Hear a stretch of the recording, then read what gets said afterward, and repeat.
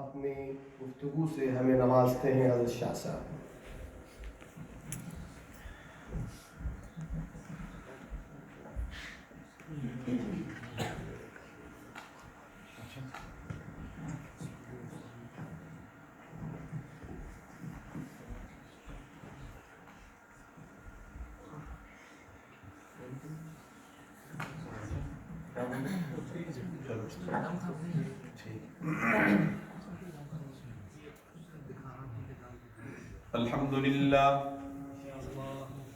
الحمد لله وحده والصلاة والسلام على من لا نبي بعده أما بعد فأعوذ بالله من الشيطان الرجيم بسم الله الرحمن الرحيم أحسب الناس أن يتركوا أن يقولوا آمنا وهم لا يفتنون صدق الله مولانا العظيم وقال النبي صلى الله تعالى عليه وسلم أشد الناس بلاء الأنبياء ثم الأمثل فالأمثل وصدق رسوله النبي الكريم ونحن على ذلك لمن الشاهدين والشاكرين والحمد لله رب العالمين يا خير من دفنت باللقاء أعزمه فتاب من طيبهن القاء والأكم نفس الفداء لقبر أنت ساكنه فيه العفاف وفيه الجود والكرم یا رب یہ التجا ہے گر کرم تو کرے وہ بات دے زباں کو جو دل پہ اثر کرے الہی میں رہوں یا نہ رہوں الہی ہم رہیں یا نہ رہیں پر تمنا ہے کہ دین محمد رہے اور عزت قرآن رہے ان اللہ و ملائکتہ یصلون علی النبی یا ایہا الذین آمنوا صلوا علیہ وسلموا تسلیما اللہم صلی علی سیدنا محمد وعلی آل سیدنا محمد افضل صلواتک بعدد معلوماتک وبارک وسلم علیہ۔ قابل صد احترام حضرات علماء کرام، عزیز مکرم مخدوم زادہ، صاحب زادہ، شہزادہ حضرت مولانا سعد عزیز سلمہ، میرے بھائی نہایت ہی مخلص حضرت مولانا توقیر احمد صاحب زیدہ مجدم، میرے مہربان نہایت ہی محترم حاجی امتیاز صاحب، مجمع میں موجود اس مسجد کے نمازیوں،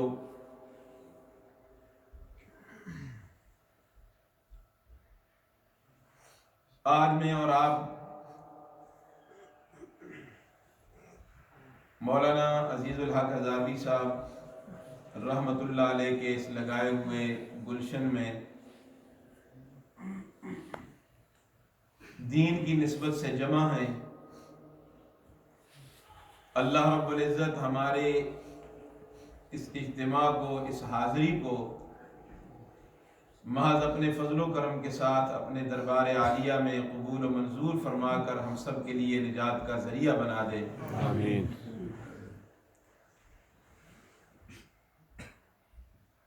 میں اختصار کے ساتھ چند ضروری باتیں آپ حضرات کی خدمت میں عرض کر کے پھر آپ سے اجازت چاہوں گا۔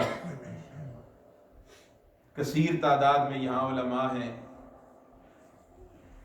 جمعیت علماء برطانیہ کے ذمہ دار جنرل سیکرٹری ناظم اعلیٰ مولانا اسلام علی شاہ صاحب، حضرت مولانا قاری حضرت علی صاحب، مولانا فیاض صاحب، مولانا ساجد صاحب، مولانا ظفیر صاحب، دیگر حضرات یہاں موجود ہیں۔ ایک عالم دین جہاں موجود ہو اللہ کی رحمتوں کا نزول ہوتا ہے، اور جہاں اس قدر علماء موجود ہوں یقیناً یہ رحمتوں سے یہ مجلس خالی نہیں ہے۔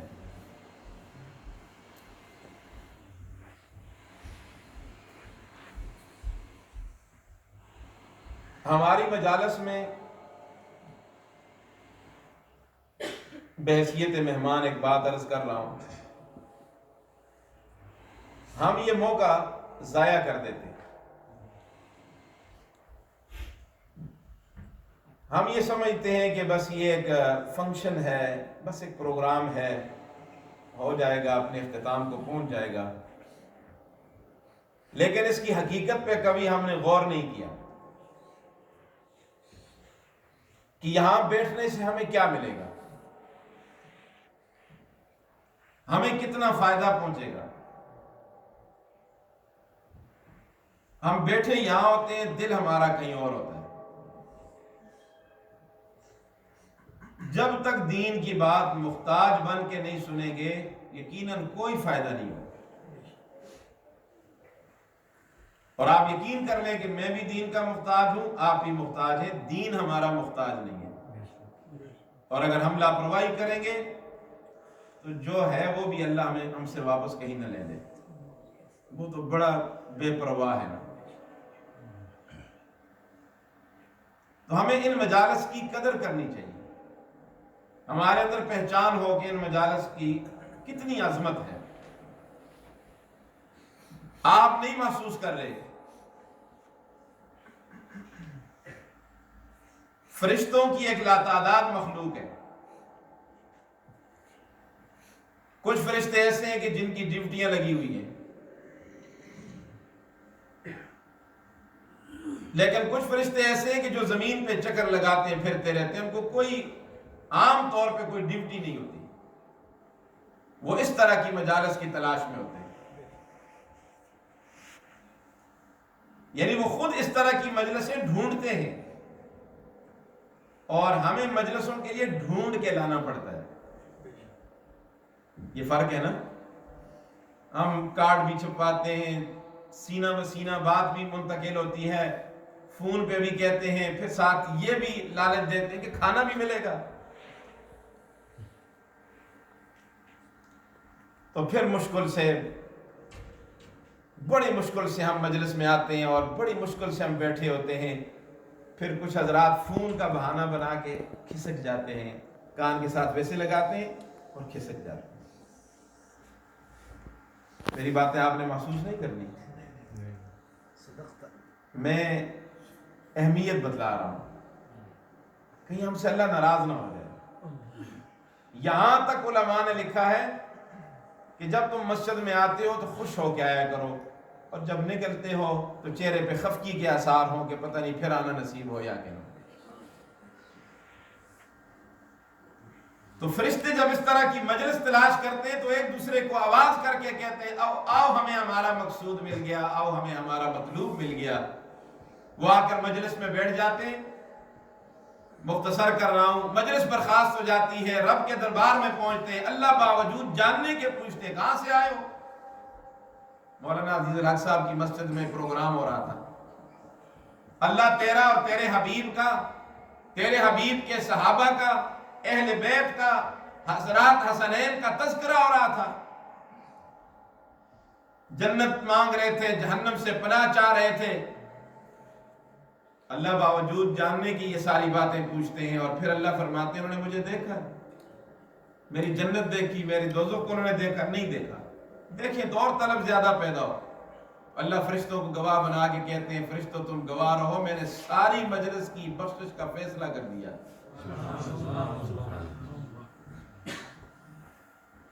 تو فرشتے کہتے ہیں باری تعالیٰ وہاں تو ایک آدمی کسی اور کام سے آیا ہوا تھا، کسی کے انتظار میں تھا، وہ بھی اسی میں آتا ہے۔ اللہ فرماتے ہیں یہ مجلس اتنی عظیم مجلس ہے کہ وہ بھی محروم نہیں جائے گا، میں اس کی بھی بخشش کا اعلان کرتا ہوں۔ اس سے آپ اندازہ لگائیں یہ اہل اللہ کی مجلس، نیک لوگوں کی صحبت، نیک لوگوں کی معیت، یہ فائدے سے خالی نہیں ہے۔ یہ جو ہم باجماعت نماز پڑھتے ہیں اس کا کیا فائدہ ہے؟ ایک فائدہ یہ ہمیں مل رہا ہے کہ یہاں باجماعت نماز جب ہم پڑھتے ہیں، پتہ نہیں ہماری نماز قبول ہوئی نہ ہوئی، کوئی اللہ والے وہاں ہوتے ہیں، سفید ریش بزرگ ہوتے ہیں، ان کی جب اللہ نماز قبول کرتا ہے ساتھ ہماری بھی ہو جاتی ہے۔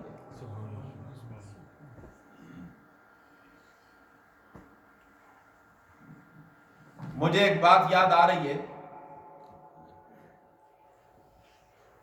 غالباً ملا علی قاری رحمت اللہ علیہ، جنہوں نے مناسک حج پہ کتاب بھی لکھی ہے اور خود حج کرتے کرتے بھول گئے تھے، الٹا طواف شروع کر دیا، تو پریشان کھڑے ہیں، تو کسی نے پوچھا حضرت کیوں پریشان ہو؟ فرمایا بھول گیا ہوں۔ تو میں کہ ملا علی قاری کتاب پڑھ کے آتے نا، فرمایا وہ ملا علی قاری میں خود ہوں۔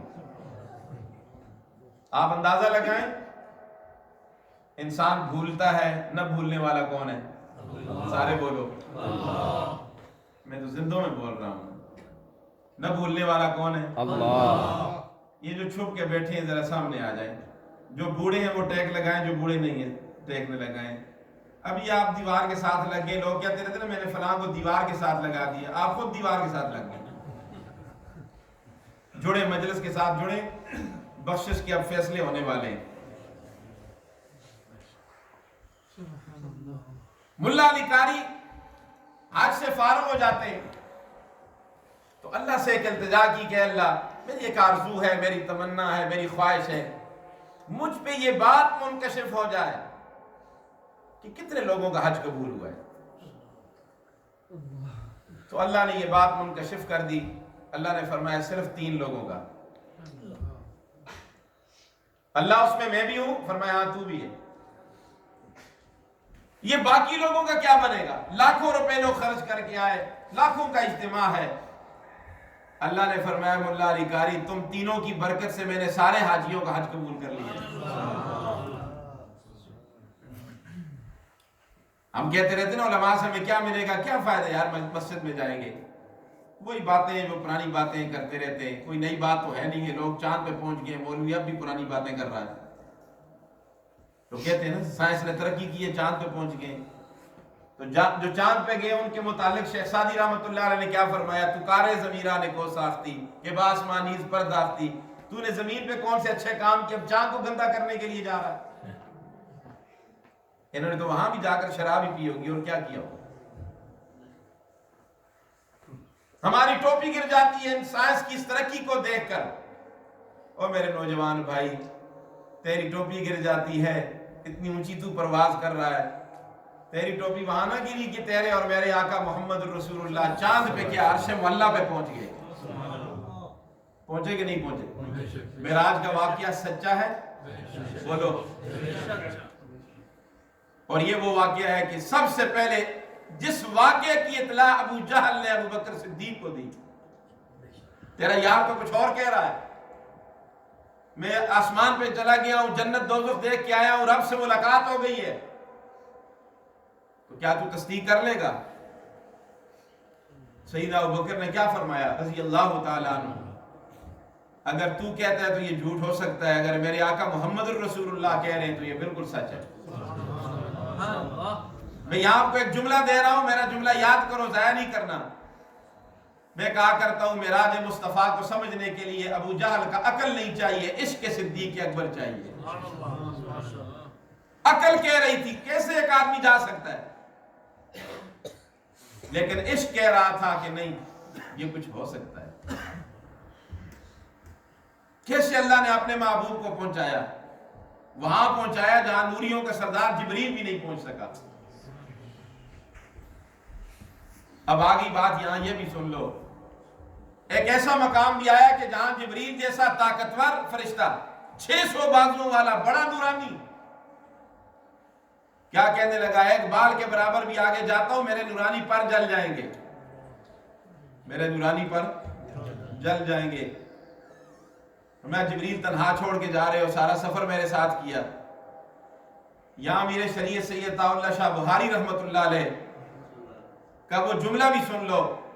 شاہ جی فرمایا کرتے تھے جبریل پروں کے جلنے کے ڈر کی وجہ سے تو آگے نہیں بڑھ سکا، کاش وہاں صدیق و عمر ہوتے، جل بھی جاتے محمد کا ساتھ پھر بھی نہ چھوڑتے۔ صلی اللہ پروانے ہمیشہ شمع پہ جلا کرتے ہیں. فرمایا ومن خصہ المولا باسرار جسمہ ومن خصه المولى بإسرار جسمه إلى سدرة فوق السماء تقيم إلى موضع جبريل أمسك دونه فقال مقامي ها هنا معلوم تقدم رسول الله برك لمنتهى حوال بنا فالله ثم رئيم. سبحان اللہ. سبحان اللہ تو کیا ہے؟ یہ مجھے یقین ہے کہ آپ کو سمجھ نہیں آئی، کیونکہ انگلش کے بغیر تو اور کوئی زبان سیکھنی نہیں، بلکہ اپنی بھی بھول گئے ہو، کس کلچر اور تہذیب کے دل دادا بن گئے ہو. ضرورت کے تحت سب سیکھو، لیکن عربی بھی تھوڑی سیکھ لو نا، تھوڑی فارسی بھی سیکھ لو. اس کا ترجمہ میں فارسی میں کرتا ہوں. اب مصیبت یہ ہے کہ بتو فارسی نمیدانی، فارسی بھی نہیں سمجھتے.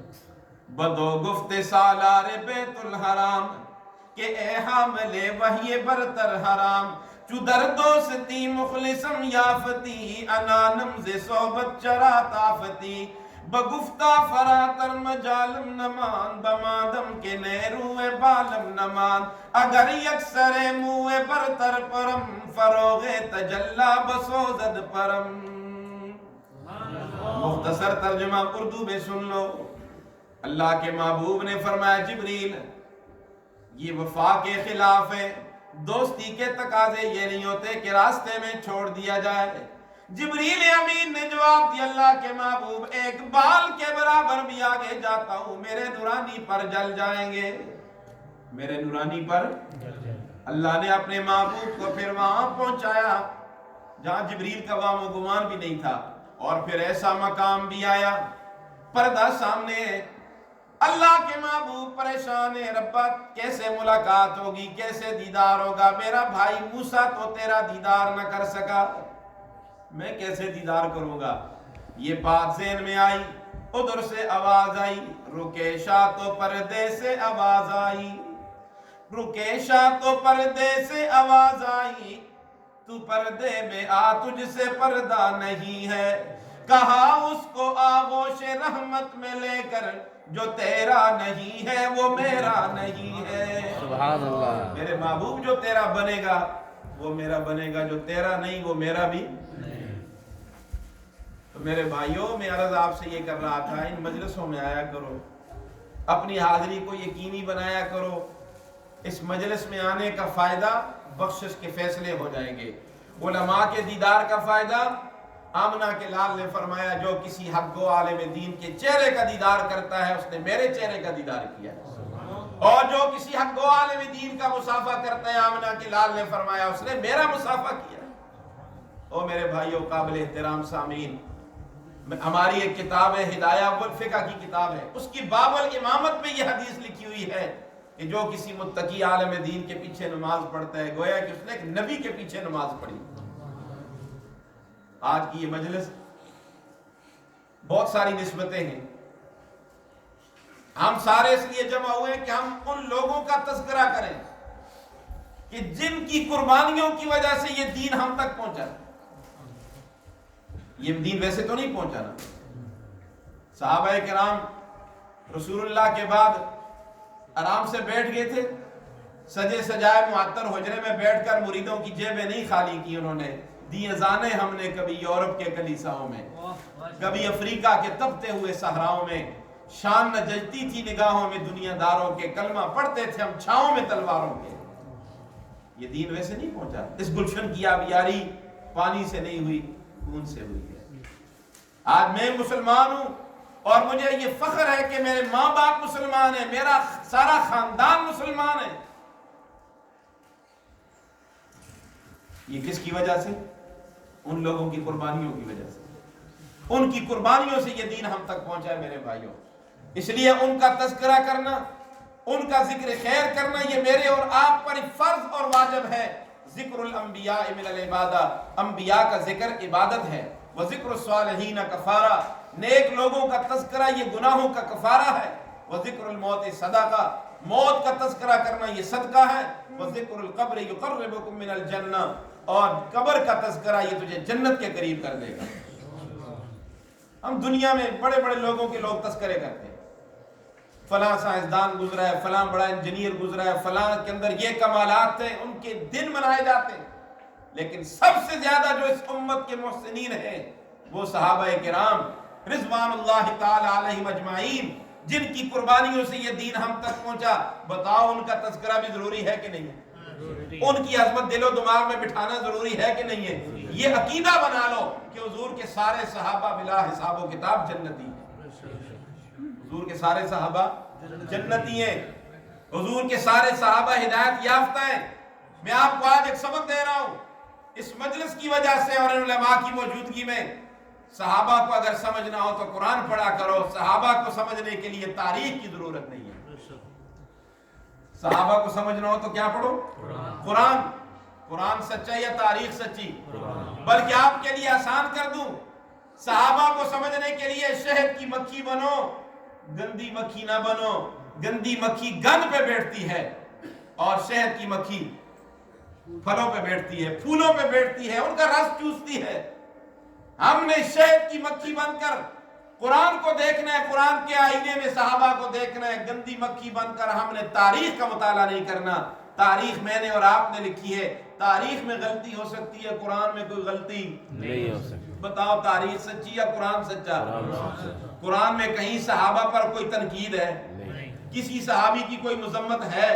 قرآن سارے کا سارا صحابہ کی تعریف کر رہا ہے. اولئک هم المؤمنون حقا. پکے اور سچے مومن دیکھنے ہو تو محمد کے صحابہ دیکھ لو. اولئک هم الراشدون.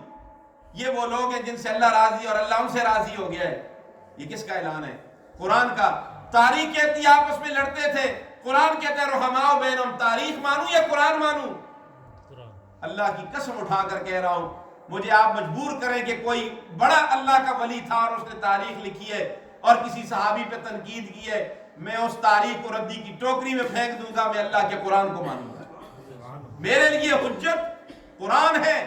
قرآن نے صحابہ کی شان بیان کر دی، بات ہی ختم کر دی. نعوذ باللہ، کیا اللہ کو علم نہیں تھا کہ حضور کے بعد صحابہ نعوذ باللہ راہ راست سے ہٹ جائیں گے؟ پھر کیوں سارے صحابہ کی شان قرآن نے بیان کی؟ اس لیے صحابہ کو سمجھنے کے لیے شہد کی مکھی بن کے قرآن پڑھو، گندی مکھی بن کے تاریخ کا مطالعہ نہ کرو. قرآن سچا ہے، رب کا فرمان سچا ہے، پیغمبر کے سارے صحابہ سچے ہیں. صحابی ہے. عبداللہ بن مبارک سے کسی نے پوچھا، بتاؤ عمر بن عبدالعزیز جو تابعی امیر المومنین ہے وہ افضل ہے یا امیر معاویہ جو صحابی ہیں یہ افضل ہے؟ ایہما افضل؟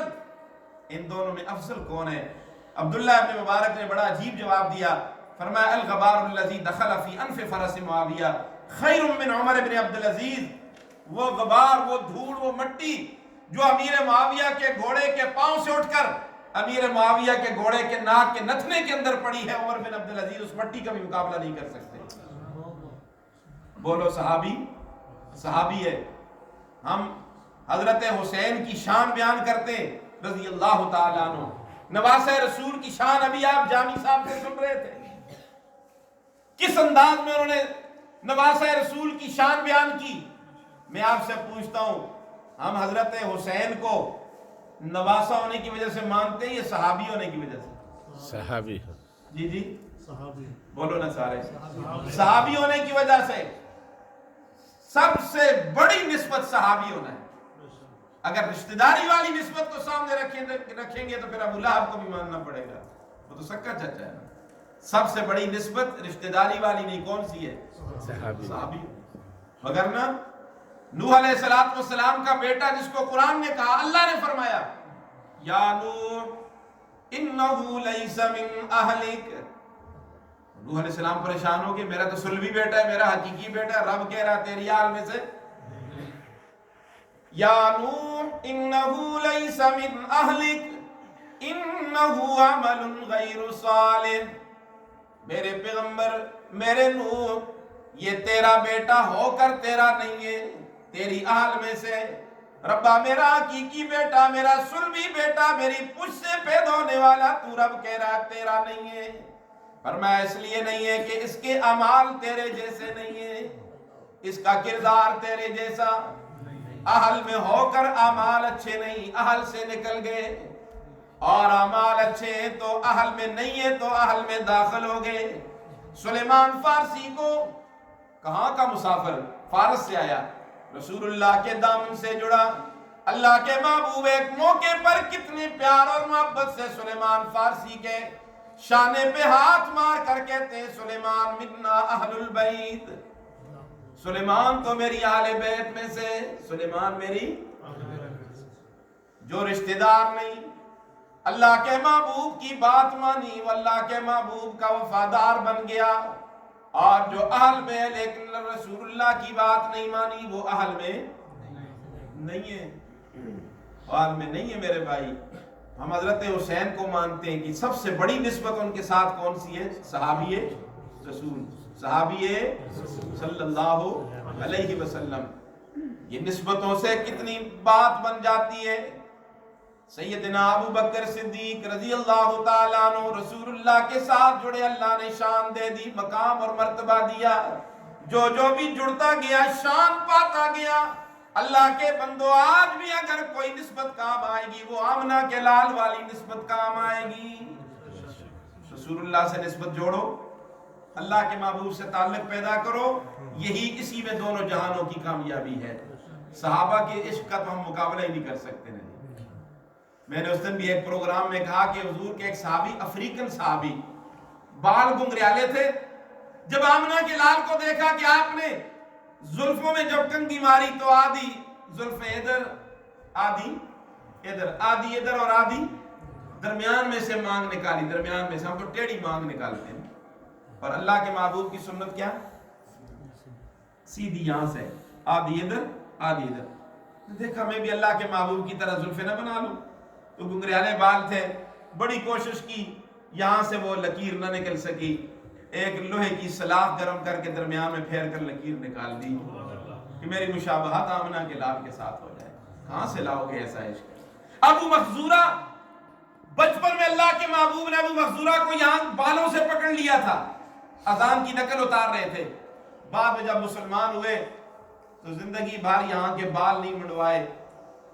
پوچھا ساتھیوں نے، ابو مخزورہ کیا بات ہے، سارے بال اتار دیتے ہو، یہاں کے بال نہیں اتارتے؟ فرمانے لگے جن بالوں پہ اللہ کے محبوب کے ہاتھ مبارک لگے میرا جی نہیں چاہتا اتار کر گندی نالی میں پھینک دو۔ لاؤ نا ایسا عشق کہاں سے لائیں گے؟ اور آج جس سنت کا رسول اللہ نے کہا ہے، رکھ کر بتائی ہے، اس کو ہم گندی نالیوں کی نظر کر رہے ہیں۔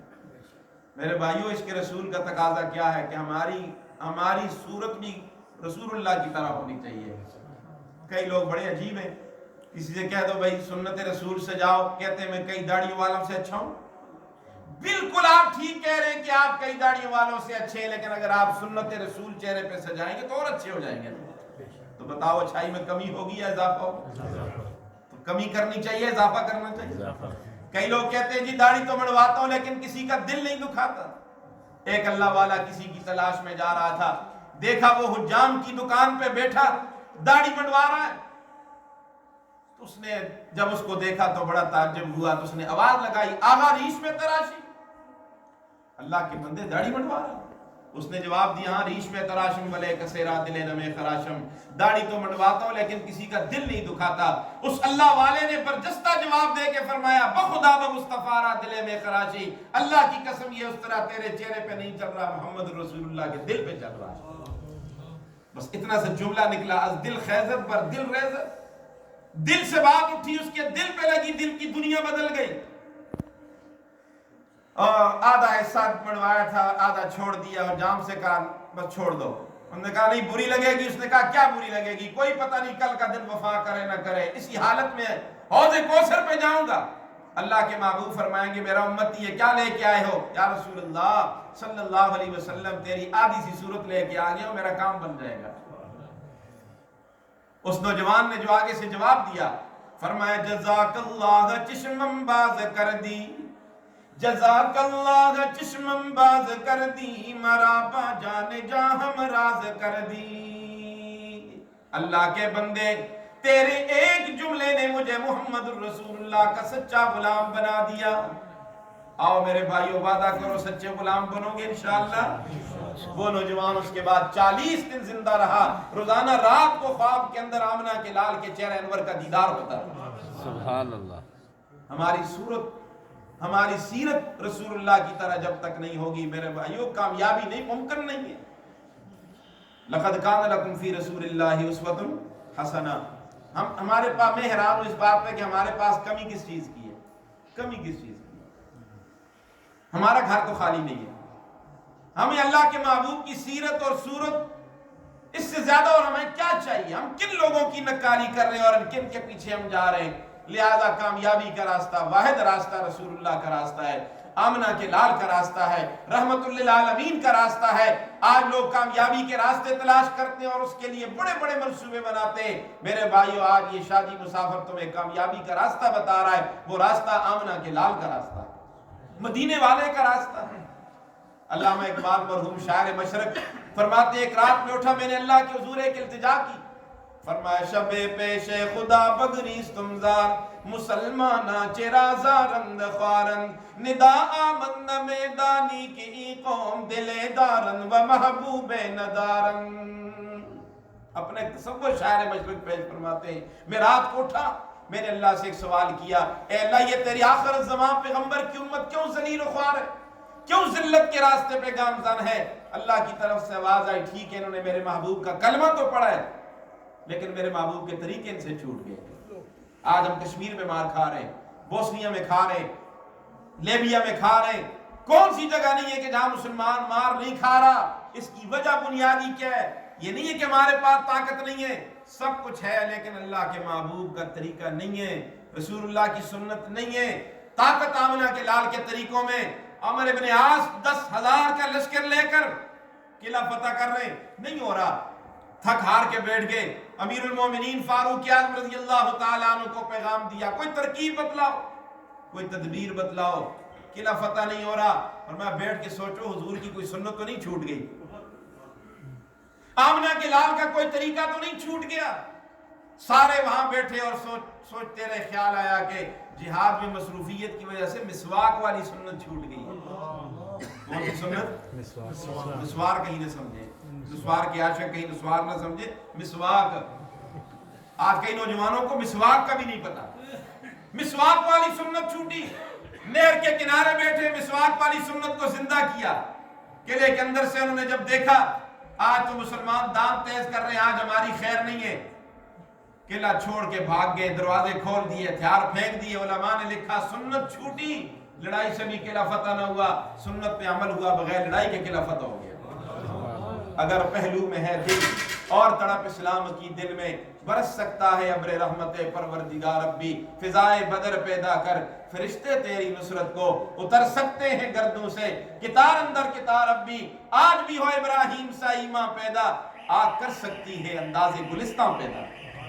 کیوں نہیں اللہ کی مدد آ سکتی ہے، لیکن شرط یہ کہ ہمارے اندر ایمان صحابہ والا ہو، شرط یہ کہ ایمان صحابہ والا۔ آج کسی سے کہو یہ کام کرو تو جی اس میں کیا حرج ہے، اس میں کون سا فائدہ ہے؟ ایک صحابی کی بات سنا کے بس بات سمیٹ رہا ہوں، آپ کا وقت 4 بجے کا تھا لیکن مولانا توقیر صاحب نے کہا کہ آپ نے 1:15 تک بات کرنی ہے، اب 1:15 بھی ہونے والے ہیں۔ ایک صحابی راستے پہ جا رہے ہیں، پاجامہ ٹخنوں سے نیچے لٹکایا ہوا، بیابانے سے گزر رہے، آواز دینے والے نے آواز لگائی ارفع ازارک، اپنی شلوار کو ٹخنوں سے اوپر کرو۔ وہ صحابی فرماتے میں حیران یہاں کون آواز دینے والا ہے؟ میں نے پیچھے مڑ کے دیکھا فیضا ہوا رسول اللہ صلی اللہ علیہ وسلم، میری نگاہ آمنہ کے لال کے اس وضحا والے چہرے پہ پڑ گئی۔ میں نے قریب جا کے پوچھا یا رسول اللہ صلی اللہ علیہ وسلم، میرا یہ کپڑا اتنا قیمتی نہیں ہے کہ زمین کی رگڑ سے خراب ہو جائے گا، میرے اندر تکبر بھی نہیں ہے کہ تکبر سے میں نے لٹکایا ہوا ہے۔ آپ نے فرمایا میرے پیارے دونوں باتیں نہ صحیح، کیا میرا نمونہ تمہارے لیے کافی نہیں؟ دونوں باتیں نہ صحیح، کیا میرا نمونہ تمہارے لیے کافی نہیں؟ وہ صحابی فرماتے میں نے پلٹ کے دیکھا اللہ کے محبوب کا پاجامہ شلوار ٹخنوں سے اوپر تھی، اس دن سے لے کر مرتے دم تک میں نے اپنی شلوار کو ٹخنوں سے نیچے نہیں لٹکایا۔ آج کسی نوجوان سے کو کہتے اس میں حرج کیا ہے؟ حرج تو یہی ہے نا کہ ما اسفل من الکعبین من الازار ففی النار، جس کا پاجامہ جس کی شلوار ٹخنوں سے نیچے ہوگی وہ ٹخنے جہنم کی آگ میں جلیں گے۔ ہم کہتے ہیں اس میں حرج کیا؟ یہی تو حرج ہے نا میرے بھائی۔ آج امت فساد کی طرف جا رہی ہے، وائے ناکامی کے متاع کارواں جاتا رہا، کارواں کے دل سے احساس زیاں جاتا رہا، قافلہ والوں کا سارا ساز و سامان لٹ گیا ہے، قافلہ والوں کا احساس تک بھی نہیں ہے۔ ہم سمجھتے ہیں غیروں کی نکالی میں کامیابی ہے، اللہ کی قسم سراسر ناکامی، سراسر ناکامی ہے۔ میں کس منہ سے حوض کوثر پہ جاؤں گا؟ اللہ کے محبوب پوچھیں گے میرا نمونہ تمہیں پسند نہیں تھا؟ فرمایا کہ مسلمان ترقی جو فرنگی بن کر، ان جیسی پتلون پہننا ضروری۔ مجھے ایک بڑا بڑے مانس قسم کا آدمی کہنے لگا شاہ صاحب مجھے بڑا ارمان ہے اور مجھے بڑا شوق ہے میرا بیٹا پتلون کب پہنے۔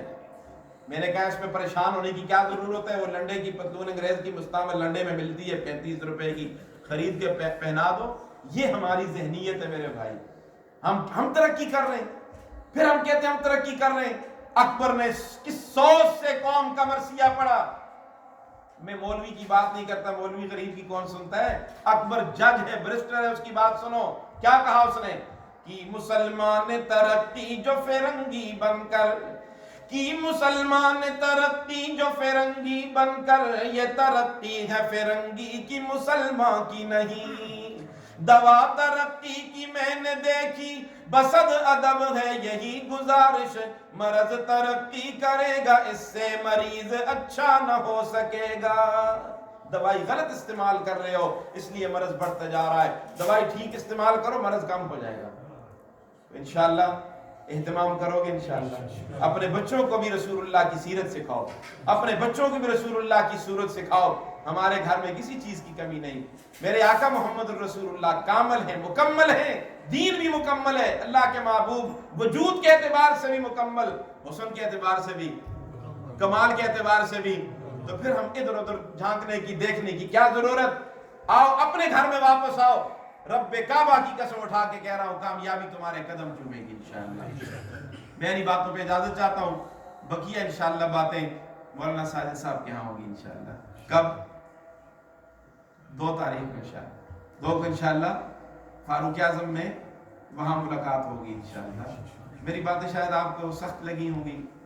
نہیں، ذرا کڑوی دوائی بھی اچھی ہوتی ہے نا، ساری میٹھی دوائی۔ اب تو ہے بھی سب کو شوگر ہے۔ ہمارے ایک ساتھی گجرانوالے میں وہ کہتے ہیں پہلے کوئی کسی کو ملتا کہتے بھئی کیا حال ہے، وہ کہتے اللہ کا شکر ہے، اب پوچھو کیا حال ہے کہتے شوگر ہے۔ اس لیے شوگر کے لیے مٹھائی نہیں اچھی نا، اس لیے میں نے آپ کو کڑوی دوائی پلائی ہے، اور انشاءاللہ آپ کا ہاضمہ بھی ٹھیک ہوگا۔ اللہ ہم سب کا حامی اور ناصر ہو۔ میں انہی باتوں پر اجازت چاہتا ہوں۔ بہت زیادہ شکریہ اپنے میزبانوں کا، اپنے عزیز کا، بہت زیادہ دل کے تھا گہرائیوں سے شکریہ ادا کرتا ہوں۔ اللہ اس گلشن کو آباد رکھے، گلشن کی بہاروں کا امیر وہ تو دنیا سے چلا گیا، بس اتنی زندگی تھی ان کی، اتنا ہی پیریڈ تھا ان کا۔ اللہ اکبر، جانا ہے سب نے ایک دن میرے بھائیوں، ہم نے بھی جانا ہے، اسی راستے پہ جانا ہے۔ ہزاروں منزلیں ہوں گی، ہزاروں کارواں ہوں گے، نگاہیں ہم کو ڈھونڈیں گی، نہ جانے ہم کہاں ہوں گے۔ صدا نہ باغ بلبل بولے، صدا نہ باغ بہاراں، صدا نہ ماں پہ حسن جوانی، صدا نہ صحبت یاراں۔ نہ یہ مجلسیں ہمیشہ رہیں گی، نہ یہ پیار ہمیشہ رہے گا، سب کچھ فنا ہونے والا ہے میرے بھائیوں۔ آج ان کے بچے بھی ہیں، ان کے عقیدت مند بھی ہیں، ان کے دوست اور یار بھی بیٹھے ہوئے ہیں، لیکن وہ تو تنے تنہا چلے گئے اور یہ آواز دے کر گئے ہمیں کیا جو تربت پہ میلے رہیں گے، تہے خاک ہم تو اکیلے رہیں گے۔ اس وقت کو یاد کرو نوجوانوں، ایک دن اکیلے وہاں جانا ہے، وہاں نہ دوست جائے گا، نہ بھائی جائے گا، نہ برادری کام آئے گی، یہ مال و دولت دنیا رشتوں پہ بند، بتانے وہم و گماں، لا الہ الا اللہ۔